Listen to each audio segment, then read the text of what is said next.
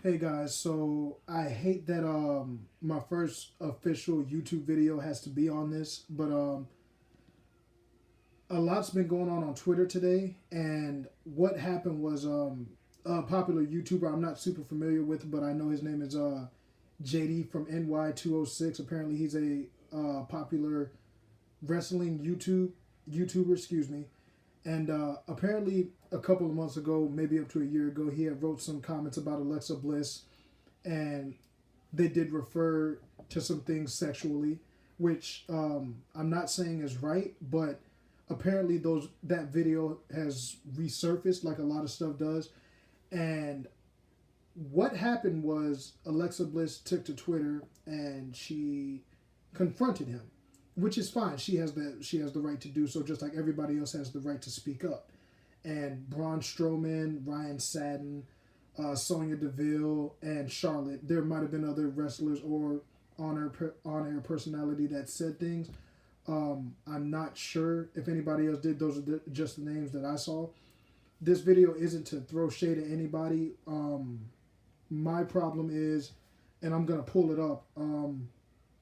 He said things people aren't necessarily gonna agree with, but with them being celebrities, wrestling personalities, whatever you want to address them as, I understand they have the right to their opinions just like he does. And even if you don't agree with it, he got a message, and um, I'm going to relay what I'm trying to say, but Hana Kimura, rest in peace, committed suicide over cyberbullying.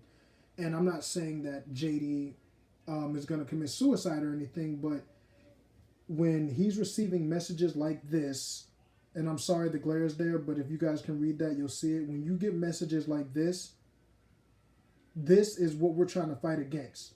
Stuff like this, okay? Um, we as a wrestling community have to do better. We have to do better because that stuff like that's not acceptable, okay?